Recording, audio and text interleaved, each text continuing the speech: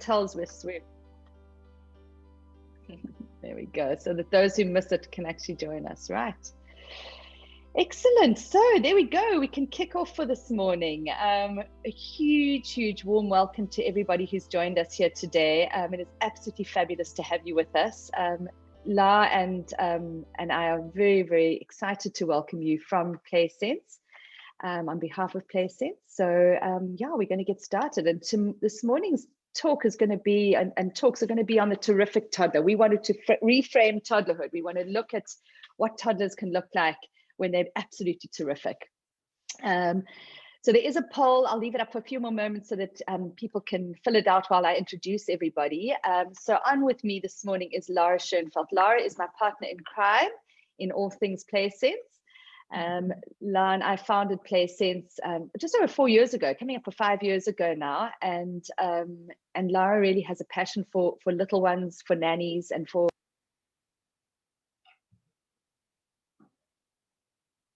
And the sound went there for a sec. Sorry. Can you hear me now? Yeah. Okay, perfect. All right, it's just switched across to my normal mic. Sorry about that. So you can, but I was just saying, welcome to you. And then also on with and then also on with us this morning is, can you still hear me, Lara? Is my sound fine? Yeah, it's fine. Sorry, my sound is messing me around. Sorry, you can hear me? Okay, sorry, it disappeared for me. I don't know what happened there. All right, and then also on with us this morning is Terence. You can pop your camera on, Terence, if you are there, if you've got your cup of coffee. I know he went off to go and grab his cup of coffee. There you go. I am there, but the host has disabled my camera. I think Saturday morning Terence isn't. Oh, there we go. Sorry about hey that. there. Good morning. No worries. Hi, how are you? Fabulous, Terence. It's so good to have you on with us this morning. And for those of you who don't know Terence, he really kind of is known as AfroDaddy. And I think you hit the news really big a couple of years ago. I think was it a post on Huffington Post, if I'm not mistaken. Was that right? Yes, yeah, about how jealous I felt that my youngest son loves my wife more. That was the thing that went viral. It did. It went completely viral. In his day job, Terence is a digital marketer. Actually, I lie. When I asked you yesterday what your day job was, you said your day job was being a dad. So he's a dad first to Liam and Eli. He is a husband to Judy, who is the most incredible, dynamic woman. She runs Embrace Cape Town. So if any of you want to go and check that out, it's just the most amazing organization. And then he is in his other gig, a digital marketer, blogger, podcaster, and vlogger. So there we go. So we're very happy to have you with us this morning, Terence. And we're going to come round to Terence in a couple of moments. All right, I'm going to end the poll now so we can see who's here, and I'll share the results so that everybody knows who's here. So the majority of you have got kind of 2 to 3 year olds, which is perfect, right in the midst of it. Although there's actually quite a spread of kids of all ages, from under 12 all the way through. What best describes your toddler? So in equal measure, rules the household, an emotional roller coaster. So we can identify with that one. And a couple of you have got happy, easy-go-lucky kids, which is great. Your biggest challenge is tantrums and pushing boundaries. We know about that as well. And most of your little ones are at home with a caregiver. And then finally, what is important to you when choosing childcare? The teacher magic. And Lara's actually going to be talking about that today as part of what we are going to be talking about. So a little bit about what's going to be happening this morning. I've introduced the 3 of us already, and we're going to be talking about your toddlers. And I love this quote: the craziest, messiest, most infuriating, emotionally unstable, unreasonable, frustrating, and tiring people that you couldn't imagine your life without. And that's what we know about our toddlers, the most precious time. So much funniness comes out of it, so much fun in games, and then just so much frustration as well. It is an emotional roller coaster. So the prizes today are completely unbelievable. We have got you some amazing prizes. There are 11 prizes amongst them, and there are 5 G-Shock watches worth 3,000 Rand each. We have got 2 tire pressure monitoring systems worth 1,000 Rand each. a play sense homeschool program worth 450 Rand, a nanny and me apron worth 160, and 2 spur vouchers worth 500 Rand. So something for everybody in the family. And what we want you to do is to share the webinar on your socials this morning and to tag us at playsense_org if you're on Instagram, or .org if you're on Facebook. And Jade, who is on with us this morning as one of our panelists, is actually going to be monitoring that. And at the end of this morning, we're going to be giving those away. So please do share the event. And then also, while the event is going on, I'm going to be speaking first, and then we're going to have an opportunity to chat to Terence about fatherhood, and then we're going to go on and have Lara talk about education. And so if you've got any questions as we come along, I'd really appreciate it if you did ask us questions in the chat below, in the Q&A below, and we'll get to all of those questions in the last 15 minutes of our hour this morning. Right, so without further ado, I am going to go on and I'm going to start speaking about taking and kind of reframing the two-year-old. So from the terrible twos to terrific toddlers. Right, so the first thing that we need to realize when we talk about toddlerhood is that it's a very critical stage in development. In fact, it's really quite instrumental in the formation of the person. You know, in the baby year, which most of you have now, we're celebrating your exit from the baby years. In the baby years, you know, your relationship of being one-on-one with your child and kind of meeting their needs and engaging, those sort of things set them up to have a robust self-esteem, to know that they're really important in your world. But the next step is that they start to identify that they're actually a different human being to you, and that they stand outside of you, and that they can be powerful outside of their relationship with you. And that's when we start to have this pushing of the boundaries. And if you read any of the psychological research, it talks about just how important this stage of development is. And so all the things that you're going through with your child are the things that actually are very important to their emotional well-being. So pushing boundaries, which is something that many of you are battling with, is something that is very important at this stage because it reflects the way in which they are developing autonomy. So Erickson, who's one of our psychologists who kind of talked about the different crises that human beings go through at different stages in life, and each of those crises, one of two things happens when they emerge out of that stage. Either they emerge kind of winning, or they emerge with issues. And the winning and the issues that come out of toddlerhood is autonomy versus doubt. So that's that piece over there that Erickson speaks about. And so what we know about autonomy versus doubt is that when children are parented with insight, with care, are given choices, are not punished, overly punished, they emerge with a sense of autonomy and of being really, really powerful in the world. And if they're overly controlled or overly punished, they can emerge with doubt. And so it becomes quite an important responsibility for us. And it's quite frustrating because you kind of walk this almost this tightrope between, you know, am I allowing my child to flourish in their autonomy, or am I actually ending up with a little terror who's kind of really kind of ruling the roost, and that's not pleasant for anyone. And so how do we get that right, and which I'll be talking about now. So this stage is important in terms of self-esteem. It's also it's important in terms of mastery. So a lot of the pushing of boundaries is actually your little one saying, I can do this, you know, let me on my own. And these are words that your little one will be using to say, I can master my world. I can be powerful. And so pushing boundaries is important. Part of pushing boundaries means that there have to be boundaries. And so obviously if there are no boundaries, then you can't push them. And I'm sure many of you know of that piece of research where they put a group of toddlers on a field with parents, and they split the group of toddlers into two groups with their parents. And around the one group of toddlers, they put some boundaries, a little white picket fence. And around the other group of toddlers and their parents, they put no fence. And then they started to measure how far the children actually moved from their parents. And what they found was that the children with the boundaries went right to the edge of those boundaries, and they pushed that picket fence. They tried to climb over the picket fence. And so they really tried to push those boundaries, but they went far from their parents in order to do that. And the little ones who didn't have any boundaries stayed closer because they didn't know how far they could go. And I think that, you know, that illustrates for us how that feeling of security is created when we do have boundaries for our little ones. So it is important they have boundaries, and it is equally important that they actually do push those boundaries as well. So, all right, so I've just been told, sorry, Jade has just told me that I am streaming to my personal Facebook page. So if you guys don't mind, I'm actually going to stop that because that is not something that I want to do. So I need to stop the live stream. And I'm going to restream, if you don't mind, to the PlaySense one. So I'm sorry, I'm going to just take 1 second break here while I do that.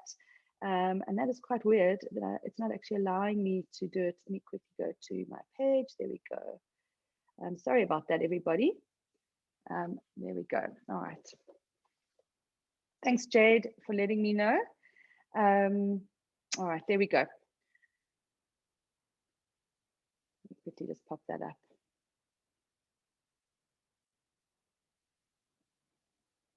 All right, I'll just keep going and hopefully it'll move across there. Jade, you can just let me know if that has gone correct. Thank you. All right, so we've got these little ones who we want to develop autonomy. We don't want to develop doubt. How do we do it? So there's 3 things when it comes to your little ones pushing boundaries that I think you need to know. The first one is that you need to pick your battles. So when you're forming those boundaries, you need to make sure that those boundaries are things that you really care a lot about and that are really important. And I think looking at health and safety boundaries is the way to do it. So are they going to hurt themselves? Are they going to hurt another being? Or are they being unkind to somebody? That is really all about kind of picking your battles. So make sure that you pick your battles carefully. And there's a wonderful quote that says, if you pick your battles carefully, because if you pick them all, you'll be too tired to reinforce the ones that really matter. So don't pick every battle, just pick the battles that you feel are important. Second thing about managing your little ones when they're pushing boundaries is to be very, very consistent, because when toddlers feel consistency, and it's always that boundary is always going to be reinforced, and that's one that we can let go, they also do feel secure. And that's where we develop this sense of security and self-esteem and mastery. And then finally, if it's something that's really important, so if you've chosen that health and safety boundary, so let's say, for instance, we've got the health and safety boundary, which is you can't have milk in the middle of the night because that's not good for your health, as an example. Then you're going to reinforce that one. Then you want to make sure that you have the ABCs in place. So acknowledge what they want. Okay, acknowledge, say, I know what you want. I know that you want milk in the middle of the night. The boundary is you can't have it. And the choices, and give 2 other choices. You can have nothing or you can have water. And that's just a very simple and concrete example of picking a boundary carefully, being utterly consistent with it, and then giving them the acknowledge, boundary, and choice, ABC. Acknowledge what they want, give them the boundary, then give them the choice. And when you do that, you allow little ones to push boundaries, but you reinforce the ones that are really, really important. All right. What about tantrums and obstinance? And many of you battle with this with your toddler. I mean, it really is a tricky time when little ones are throwing toys out the cot, they're throwing their tantrums, and they're digging in their heels. I want to mention something about knowing your child's sensory personality. Now, in our audience here tonight, some of you said you've got an easy, happy-go-lucky child who just goes with the flow. And then others of you spoke about the fact that you've got a really tricky little one who throws tantrums all the time. Now, for any of you who've got 2 children or 3 children or more children, you'll know that actually it's not so much necessarily about the way that you parent them, although that is part of it, but it's also about their sensory personality. And one of the things I talk about in my talks, and I'm not going to go into the sensory personalities, but if you are interested and you go onto the makefaure.com website, you can actually go and look for your child's sensory personality, or we can potentially send you the link tomorrow for it.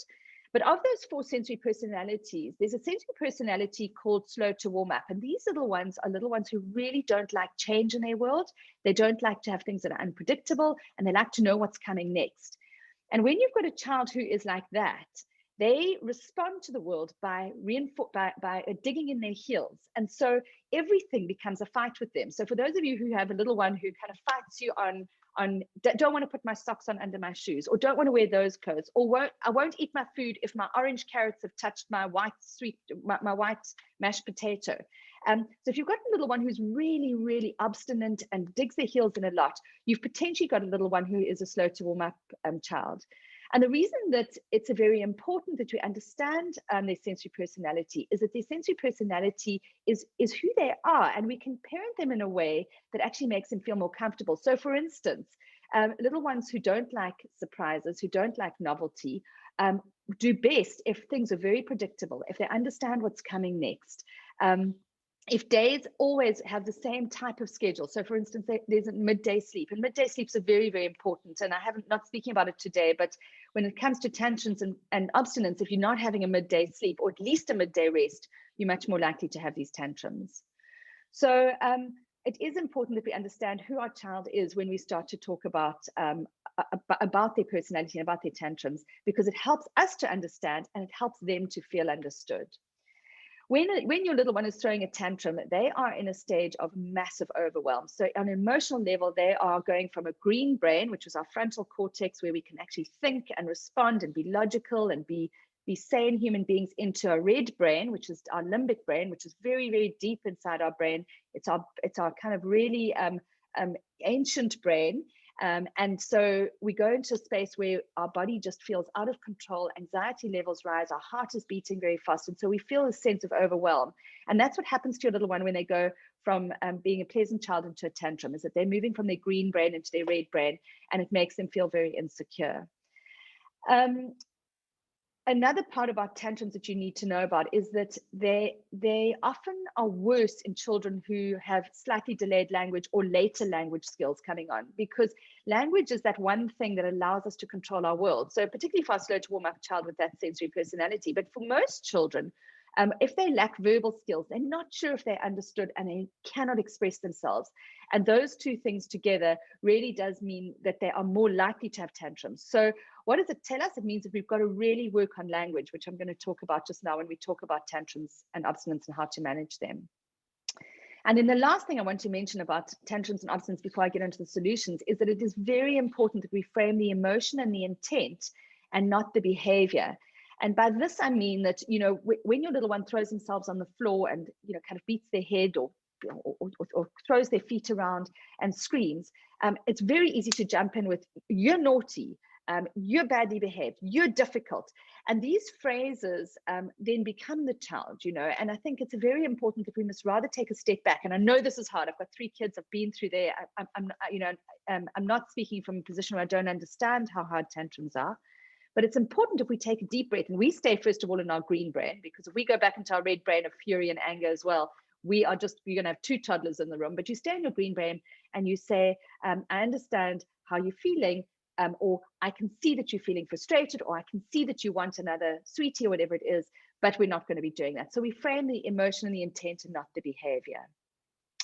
And then we help them to feel understood. So we want to frame the emotion, help them to use words, and give them a choice. And these type of things are things that really do help with tantrums. And when you start to use a lot of words and help them to feel understood, you do 2 things. Number one, you build their language ability, which obviously we've spoken about the fact that a lack of verbal skills can lead to tantrums. And the second thing is that you build their self-esteem and their emotional intelligence, because they start to know this is the emotion. And later on, when they're out of your care and they're in school and they feel like that, they express the emotion without necessarily acting on their behavior. Right, so just very briefly touching on other minor inconveniences. I know that getting dressed and getting into a car seat and eating certain meals are things that can be very frustrating to deal with in terms of little ones. Just remember that your little one is going through a stage where they have an opinion, and they are going to voice their opinions, and this is very important in the development of their self-esteem. So stop when it's a getting dressed issue or a minor inconvenience and think, does this really matter? Is this a health issue?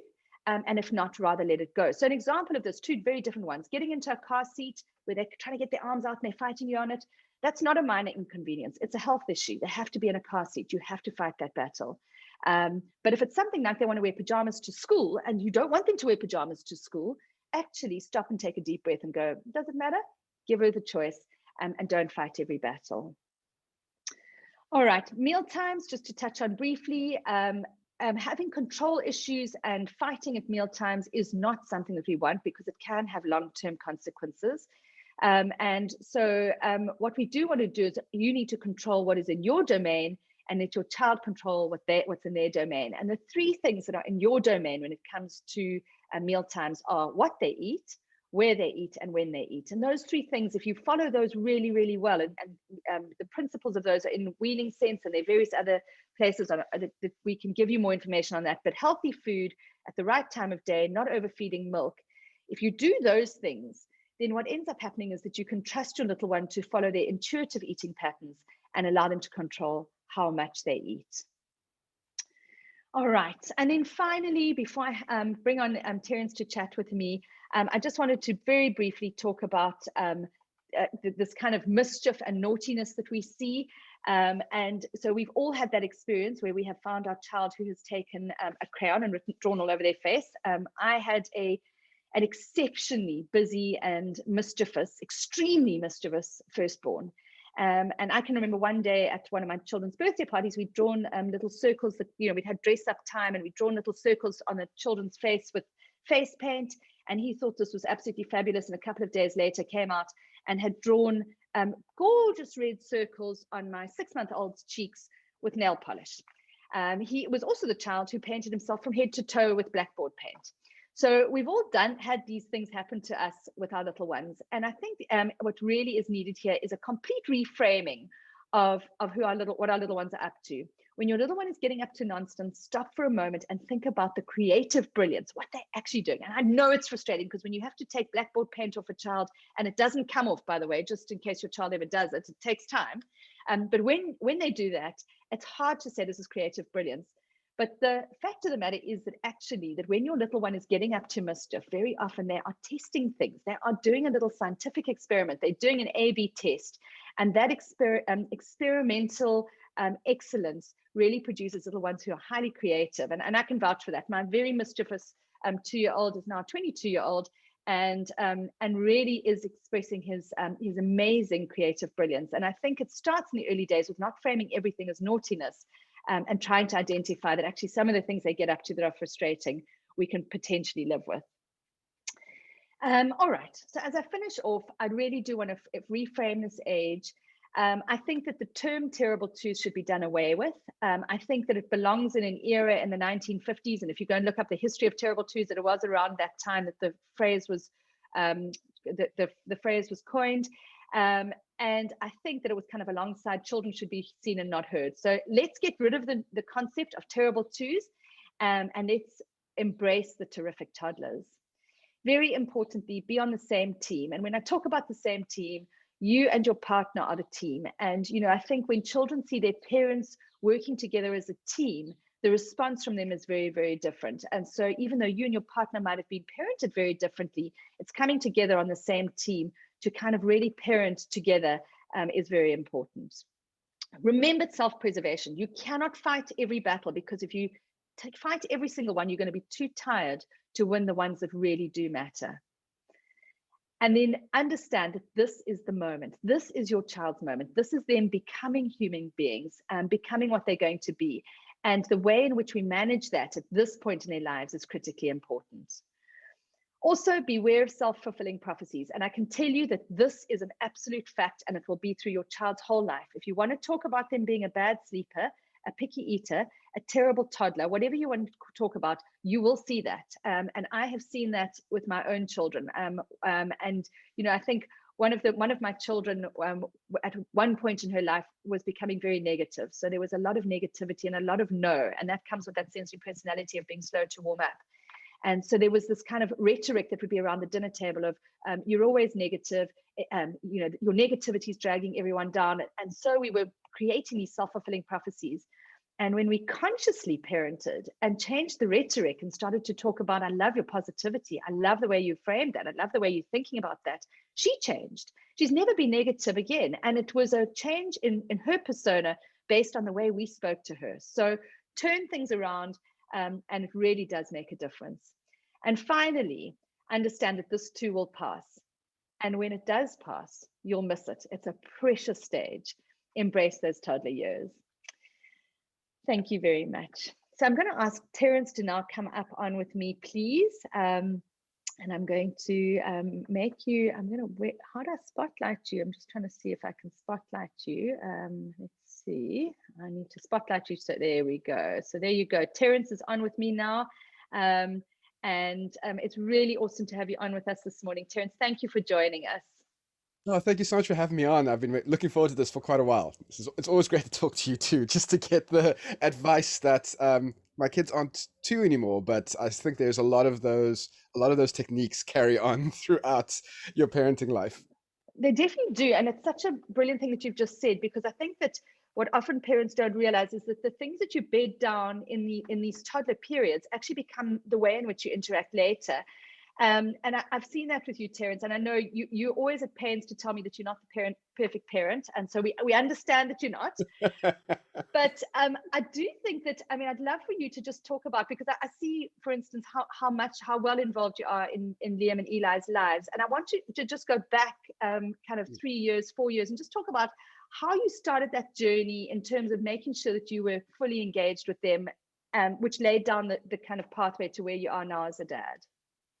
Well, I think a big part of our journey was the fact that we adopted our first son, and that requires a lot of, I mean, whichever way you become a parent requires a lot of thinking and foresight, but there's something about the adoption process that requires you to do a lot of self-reflection, requires you to really think about what kind of parenting you had, what kind of parent you want to be. So when our first son arrived, we were already kind of, we had agreed on a bunch of the kind of parenting systems that we wanted to have in place, you know, trying to be positive, the not having the self-fulfilling prophecies like you just spoke about, especially knowing that our adopted son was going to be coming into a world that was already going to put him on the back foot. We knew that we really had to step up to the plate in a big way to kind of counteract the negative systems that he was going to be facing. So that was actually really great, because it meant that we came into the game thinking about these things already, and not having to adjust rapidly as we realized that we hadn't maybe had these conversations before, which I think sometimes is missed before the baby arrives. Yeah, absolutely, and it's that conscious parenting. So, I mean, give me a couple of ideas of things that you practically did to make sure that you were fully involved as a dad and fully engaged in the way that you parented them.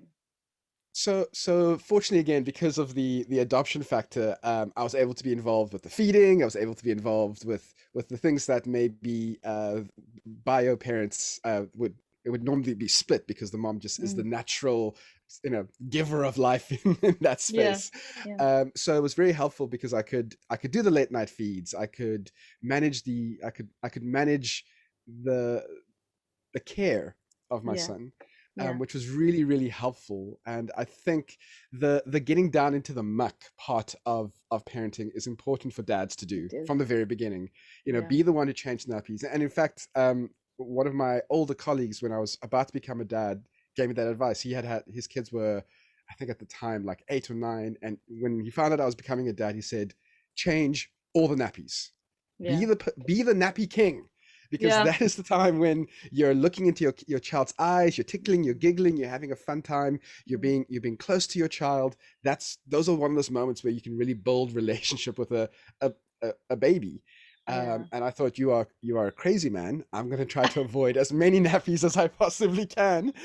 But you know, I took that advice, and that's the kind of thing that's very, it's being there, it's doing those things. You know, you can't take your baby out for a cup of coffee and have a chat to them and build a relationship that way. You have to do these things where it seems very mundane, especially for the first few years, but that's that foundation stuff, you know. Making sure that I was doing the tummy time and the playing, and have the child see me as equal caregiver, was critical at building a relationship later on when it came to 2 and 3. Yeah, for sure. And you know, Terence, I mean, there'll be some dads in our audience here today, or some moms will be thinking about the fact that their partner didn't get involved early on, potentially, and for different reasons. And I mean, I know a dad who refused to change any nappies, like literally didn't change one. So that wouldn't have happened in my household, but it did happen in somebody I know's household. But I also know that that dad has got the most unbelievable relationship with his boys, and he's got 3 boys. And I know that you said to me yesterday when we were chatting that you felt like you were totally out of the picture with your second child, and that he was mummy fuss. And in fact, that was the blog that went onto Huffington Post, I think. So, I mean, for those dads who might feel like they've kind of missed it, or that they just haven't bonded with that one or other their children, or maybe their firstborn, like, tell us about what happened in that journey. So that was a true labor of love, and love unreturned. I think that was for me the big lesson with my second child. My first child, I felt that every little bit of effort I put in, I got feedback from, which was really great. My second child, for about 2 years, you're trying to care, and he's not giving me any input back, just because he was a real focused mommy's boy, which was actually really great. But that can be very, very hard for 2 years of pushing and giving all this energy into this person and not really getting much back is hard. But eventually that moment comes when the child turns to you instead of turning to mommy. The moment comes when the child says, Dad, can come do this with me? Or there's going to be a moment where the child recognizes that you are a safe space, you're a happy space, you're a space where he does get support and love and care and nourishment. It might not happen right away, but when it does, it feels so good. It feels like you've been putting this investment away for years, and now you're getting. And I know we don't parent to get love back. I know we don't do that, but it really helps when you do get some love back. It does make it a lot easier. Yeah, no, for sure. It absolutely does. And in your relationship with Julie, who's an Uber mom as well, I mean, both of you it's awesome to watch your journey on Facebook, and on Instagram, which, as you always say, and everybody says, that's not the whole journey. But you guys, I don't know, I presume possibly parent differently from each other. I mean, like, how does it differ? And what do you think that is the magic that you bring as a dad? So I always thought that I'd be the very cool dad and let things go, and like Julie would be the strict parent, and it's turned out to be the exact opposite. So I'm the person who like maintains the standard of discipline in the house. Julie's the one that kind of lets things slide a little bit when it's appropriate to. She's a little bit more she kind of sees where the boys are emotionally and realizes that actually it's fine if they go to bed a bit late, or it's okay if they have a little bit of another treat today because they've had a hard day at school. And I think learning to see each other's parenting styles as beneficial, and learning when to give space and learning when to say no, this is kind of where I need to come in and be the main parent for this period, that's been a journey. It's a journey we're still on. So for me, knowing when to come in and say, right, you boys know the rules, that's enough, that's the line, we're drawing it, done. And knowing when to let Julie come in and kind of softly handle things. I need to sneeze, give me 1 second. There you go. Well, okay, I'm done. Sorry about that. That was very graceful, I have to say. Just smooth in and out. Old radio. So the knowing when to give and take, knowing when to, and knowing what lines, agreeing on, okay, these are the lines, this is where we allow our kids to go, this is how far they're allowed to push, this is how we respond to negative behavior, like you're talking about earlier. Julie's very good at reframing negative behavior in a positive way. I'm very old school, or I'm trying not to be, but deep down inside, I'm very, very old school. And the idea that I need to be respected is a very big thing in my brain. And I think that's a big issue that a lot of dads face, because for us, respect equals love. And when you have a toddler, you might get a lot of love. You get very little respect. And so I think that's and dealing with that kind of letting my partner, help me understand that actually no, he's not disrespecting you, he's being a 2-year-old, he still loves you, he still cares about you right now, and maybe you just need to go to the other room for a bit and let me deal with this. I love what you've said, because I mean, a couple of years ago in my therapy practice, a couple came in, and they came in with this conflict where the mum said that she was loving and giving, and an in-tune mum. She was that both parents were trying their best, like we all do. But the dad actually had come from a South African culture that really demanded respect. And historically in his family line, there had been people in the military. And so for him, respect was everything. And he was taking a very hard line with his child. And his wife had framed it as abuse even. But I don't think there was necessarily physical abuse, but potentially, emotionally punitive parenting.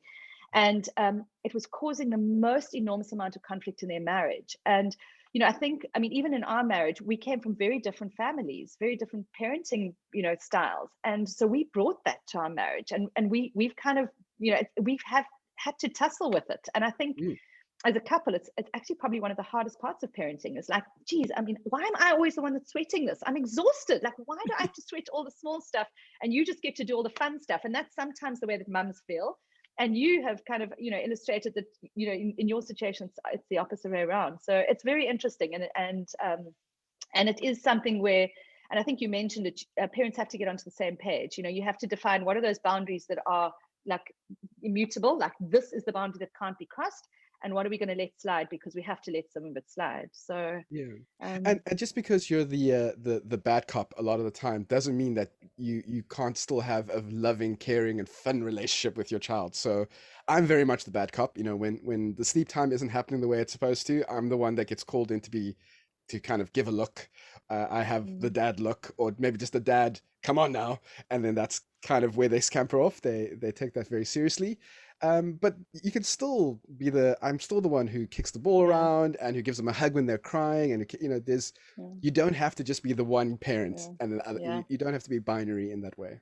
Absolutely. Oh, super. It's so awesome to chat to you. I could go on and on, but we have got Lara, who's also going to be talking about education now.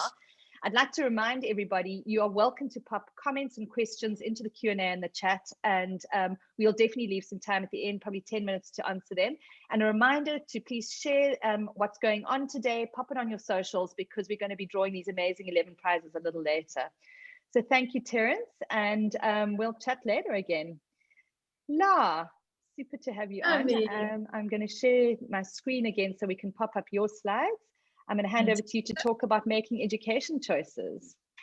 Thanks, Meg. So just a little thing about me is that I love, like Meg, walking the parenting journey, and I know a lot of parents out there are working, and so a lot of little ones are with nannies, and in my nanny and me journey, the most popular question is, when should my child start playgroup? So you'll have this little baby and they need a lot of care, and maybe your nanny's providing that, or mom or dad. And at some point they start walking and engaging with the world and being very curious. And you might start to think at one even, they need to get out there, they need to socialize. So you'll see on my list there, one of the things is, but surely they should go to playgroup to socialize. The other thing is just independence. People really wanting their child to be independent. I think it's a very Western philosophy that we bring to our parenting. The questions are with babies, like how soon can they do this on their own, or that on their own, or this on their own. It's very much part of our parenting framework. And then the last thing is, people also think that going to school earlier will prepare their child better for school. So I just want to look at how play-based education or a play-based play group can meet your toddler's need for independence, socialization, and school readiness, and really what age one should start looking at that. So as Meg's already said today, that 0 to 2, that's the stage before the autonomy versus shame and doubt, is trust versus mistrust. And this really comes through attachment, good attachment. That's when a baby's needs are met consistently in a loving environment. And when one looks at independence, I think it's really critical to reframe our minds that if our child isn't doing something when their little friend is doing it, they will do it one day, and that they're on this continuum from dependence, complete dependence, if you think of that little baby born, to independence. And that might come at different ages for different children. I remember my mom-in-law saying to me, he won't walk down the aisle with a dummy in his mouth. And it's so true. We want to get rid of these things because we feel pressured. And in the middle of this is actually co-regulation. So Meg and I talk a lot about how, as parents, as caregivers, and even as teachers in our play sense groups, these little ones from 2 years really need so much co-regulation if they're going to be in an education environment. So caregiving in the first 2 years should really provide consistency and the co-regulation, and to provide the stable base from which to be independent. And just for moms, I know being a mom myself and having care or a nanny, you have that mom guilt. And I just want to say that the research shows that we can safely attach to more than one caregiver, and that happens within really, if you can, a one-to-one loving environment at home. So nannies provide that, and then from 2, they really start to, as Meg has laid the foundation there for us today, they're wanting to explore more and have more independence. So from 2 is a good idea to start looking for some sort of out-of-home care. Thanks, Meg. So how do we do this at Play Sense? Well, we still think that education in that 2 to 4-year-old should happen within a home. And why is that? Well, Meg alluded again to the brain, and when we don't feel safe, we go into our primitive brain, and actually what happens at that point is we really can't learn. And some of you might have done this. Some of you might have tried play school at 18 months, and your child just cries and cries and cries. And that is because they don't feel safe. There could be many reasons for this. Too many children, just feeling institutionalized. And what a home does, often a child just feels like it's an extended play date.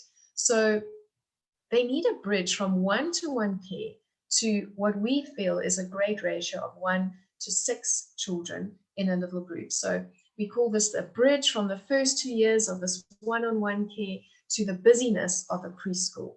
And a nurturing teacher within this home environment is absolutely critical because of that continuum from dependence to independence. In the middle is co-regulation, co-playing, someone being right alongside your little one. Thanks, Meg. So socialization, let's just chat about that. A lot of parents think that babies socialize even from 4 months when they, or 5 or 6 months when they're starting to sit up and notice other babies. Well, of course, they might enjoy being around other babies, but actually, if we look at the stages of development when it comes to socialization, you've got unoccupied play, you've got solitary play, onlooker play where they're interested in one another. Parallel play is around 18 months to, from 18 months to 2, where they are really, really enjoying being alongside another little one. They might look and see what the other one's doing, but they're not really playing together. That starts to happen around actually 3, more 3 years old, with associative play, and then you've got your cooperative play, which is 4 or 5-year-olds and into school. So I just want to give you the message that your child is not going to miss out socially if they're not around other children. Remember that happy and social, dependency leads to that feelings of trust. And then as children, they can attach safely to other caregivers. And at that point, they can then interact with other children. So we really need that strong foundation to be able to socialize well. And socialization is very dependent on our language skills. So maybe won't you go to the next slide? So really, if you went to a braai this afternoon and everybody was speaking Spanish, you really wouldn't be able to socialize with them. So when language starts to happen is when we can socialize, and that happens for the toddler at the same time. They actually start the parallel associative play around the same time that they really burst forth with their words.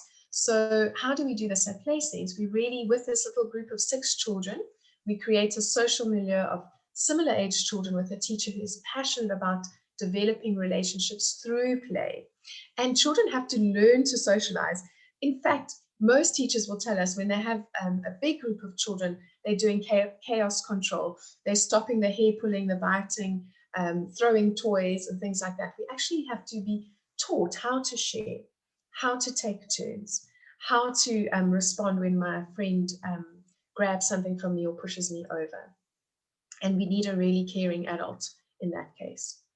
And then the third point is really around school readiness. Now, a lot of us stress so much about, if they're going to need to be able to do this in grade 1, we have grade R. Now, because of all the pressure of grade R, we have grade double R. And I feel that we need to be focusing more on learning readiness. When we focus so much on school readiness, we take curriculums that are actually only for grade R or grade 1, and we start to push it down on our little ones. And the first thing that disappears is imaginary play. We have learning that is not developmentally appropriate. We have learning where the results can actually be harmful. And we have learning where the focus is skewed. Instead of still relying on play to be the main way that children learn, we start to do worksheets, we start to do drill activities. We start to teach them letters and numbers, which are completely abstract for little ones. Next slide, thanks, Meg. So what happens? What does the research actually show? That when we start doing that to little ones, this fast tracking leads to frustration and anxiety. Occupational therapists traditionally see children with low tone or bad handwriting. Do you know that their second biggest referral is actually anxiety in tiny children? We're talking 5-year-olds. And I think that is really based on the fact that children are not playing and they're being pushed into academic environments earlier and earlier. What happens there is they feel incompetent. It's a skill that they actually can't master. It's like putting your child on a bicycle before they have training wheels and pushing them down a hill. They are going to feel like they fail because it's not appropriate. They start to develop splinter skills and form bad habits. So, you know, being able to hold a pencil, they might develop the wrong handwriting grip. And then when they go to school and they're required to write faster or concentrate on the teacher speaking and write, they will fall behind. They develop wrong motor patterns, and pushing early reading is even worse. Research which has shown that children who could read prior to school, by 3rd grade, so those same children were followed up in 3rd grade, showed here on the right, higher rates of delinquency, they were less helpful, they were more likely to experience emotional problems, they were more stressed, hyperactive, hostile, and aggressive, and they actually grew slower in reading. And this for me is really important. They had less empathy. And looking at the 21st century child, you know, things like empathy, being able to work in a team, that's critical. And this was regardless of gender, race, and socioeconomic status. So why does this happen? And I really believe it's that it's the opportunity cost of playful learning. When we shove the academics too early, we take out playful learning. Thanks, Mie. So what does a learning ready child look like? Well, at the base here, you'll have the bricks. So we still need those sensory motor skills at the bottom, language and cognitive skills. Then what the research is showing us, pro-social skills. So pro-social skills are things like knowing, having empathy, which I've mentioned, taking turns, being able to cooperate on a learning goal together through imaginary play. And then we have learning readiness, which I'm going to outline in the next slide. So learning readiness, in a typical preschool, we might look at these skills, which are physical, the well-being and motor development, language and literacy, mathematics, and social foundations, which will happen through your normal motor skills training, your writing, reading, through perceptual skills training, cognitive skills, and social skills. That's what you'd expect at any preschool. At Play Sense, what we want is the children who play with movement, that they learn physical self-regulation, which is actually helping them to then sit still and sit at desks later on. The movement is actually brain food. So the minute you walk into a preschool where children are sitting still all day, that is really bad for them. They need to play with their fingers. They need to play with orders and patterns. For language and literacy, they need to be playing with categories and symbols and rich stories and creativity. That's not happening when you're drilling numbers and letters. With maths, they need to be playing with color and size and shape and quantity. And lastly, with socialization, they need to be playing with their attention, being able to focus on one person or one thing, and tune out to all the other social stuff. But then obviously playing with others, turn-taking, collaboration, and then the imagination. Imagination, if your child's preschool that you go visit has no imaginary corner or no set time in the day for imaginary play, they're actually really missing out on critical foundations for self-regulation. Next one, thanks, Monique. So how do we do this at Play Sense? Well, all through play, and we have 3 different main types of play. The first is free play. That's when there are no real rules. The children are really experiencing motivation, participating, and creativity, and delight and attention. So that mastery Meg was talking about, they're experiencing that. Then guided play. We use a lot of guided play. Children will never know that this is a yellow block until someone, an adult in their lives, or another child actually tells them it's yellow. So you can play with this in free play for as much as you like, but you will not know that it's yellow, that it's a rectangle, and that it's a tall block compared to a squat block. And so guided play is very, very important in scaffolding development. And then through sensory play, so Meg also spoke about this earlier, but our child's sensory profile. Oh, so play plans, I've said the imaginary play is so critical. Here we've got a little builder. She's measuring out and leveling out things. And then the last one is through really rich sensory play diets. So we look at the child's sensory profile and we make sure that they are optimally engaging. So, and that is how we sort of individualize our play program. So what is the ideal? When you're looking for a play group, you need to look at what is the child-adult ratio. And we believe for 2 to 4 years old, that's 1 teacher to 6 children. How nurturing is the environment? How similar is it to a home environment to ensure that your child stays in that green brain? And then with a quality teacher who's trained and supported, and with a play-based curriculum. So these are all the things that Meg and I saw, the little ones leaving Nanny and Me, and Meg having the same questions from moms in her groups. And how do we address that? Well, we put together Play Sense, which you'll be hearing some more about in just a second. So thank you. I hope I've helped you to look for real quality care and what to look in your education journey for your little one. Thank you so much, Lara. Really, really awesome and super informative. And we've got a couple of really awesome questions. We're only going to have time for probably about 4 of them. This question actually was for you, which I thought was a fabulous question from Don, who asked, hi all, many thanks and a great presentation and chat. Lara, in my case, where we have both parents working, our thoughts that it would be better to have them at a play group in school versus at home with a caregiver at the same cost, as they will develop better with school having the right toys, tools, and programs versus at home. Is it wrong to think this way? And is it better to have them at home for the first 2 years? Thanks, Meg. So I absolutely believe if you have a nanny who's trained in early childhood development, who plays with your little one, who's not cleaning the house, you know, that she has training in how to play. So in my first love of Nanny and Me, that was really my passion, as many nannies have not experienced play as we know it in our homes themselves. So Play-Doh and paint and puzzles is very foreign, and upskilling your nanny to really love your child, to give them that one-on-one attention is absolutely critical. And they take skills back to their own children. And then definitely from 2, you know, if they are also, Meg, another issue is immunity. If little ones before the age of 2 are going to creche, they pick up so many illnesses, and that causes a lot of stress. Obviously, a sick baby doesn't play very well. Their mom and dad have to take off time from work because sick babies can't go to school. So I think 0 to 2 is such a fantastic time to be at home. And we're very privileged in South Africa to have these wonderful women. Yeah. Yeah, and look, I mean, I think in answer to Don's question as well, you know, as with everything in parenting, there isn't a perfect science. And in fact, leaving a child at home with a nanny who's under-equipped, overworked, and undertrained and underpaid is potentially worse than having them in a very big creche. So, you know, you can have situations where nannies are not good solutions.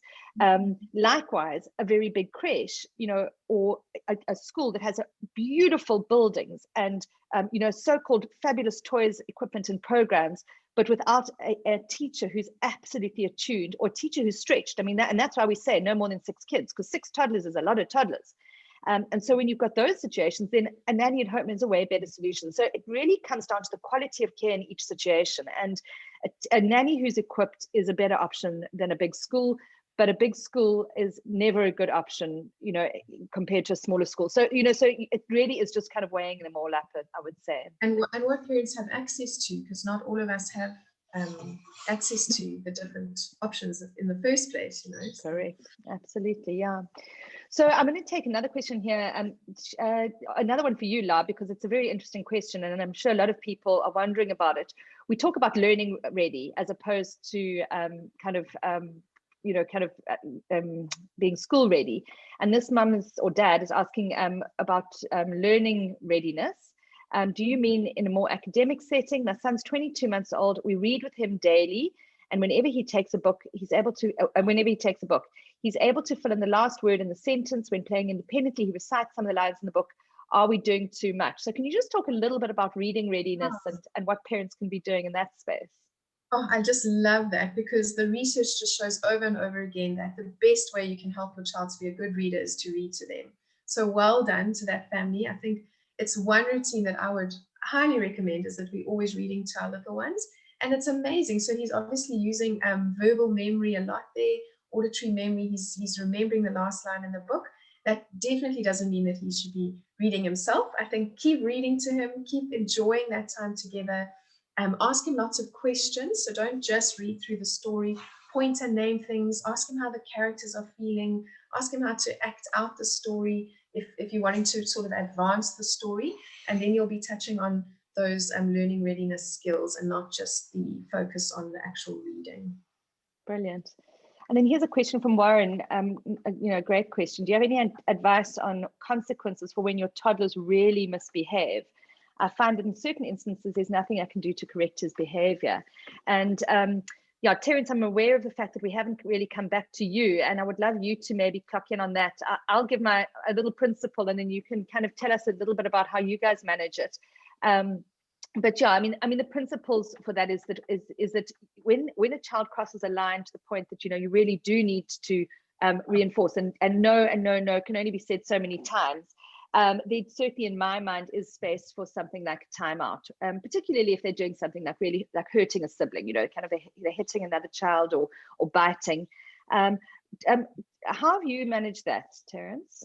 So it does depend on the situation. I find, especially, toddlers struggle to connect a consequence to their action.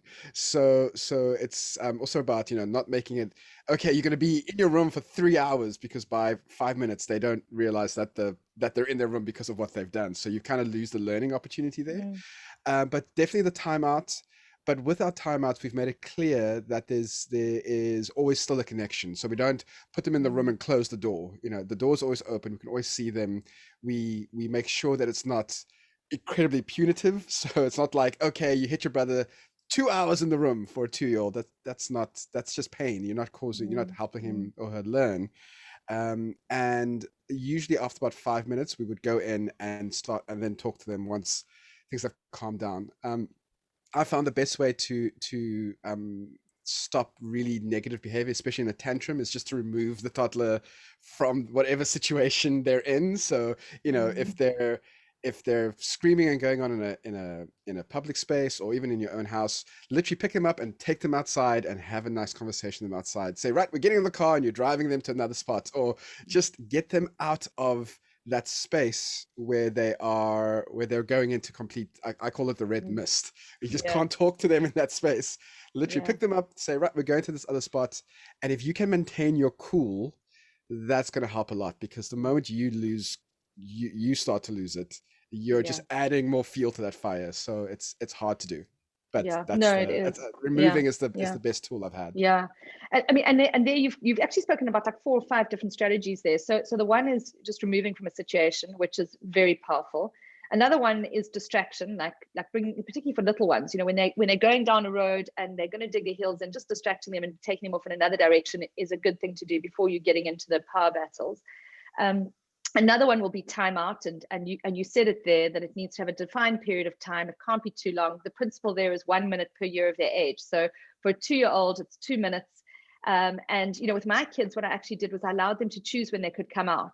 So they would go into timeout, and I would say my principle would be it's going to be 2 minutes because he's 2 years old. But I would say to him, you can come out when you're ready to talk about it. And James is quite verbal, and he was my child that I needed to do the most discipline with because he was hectic.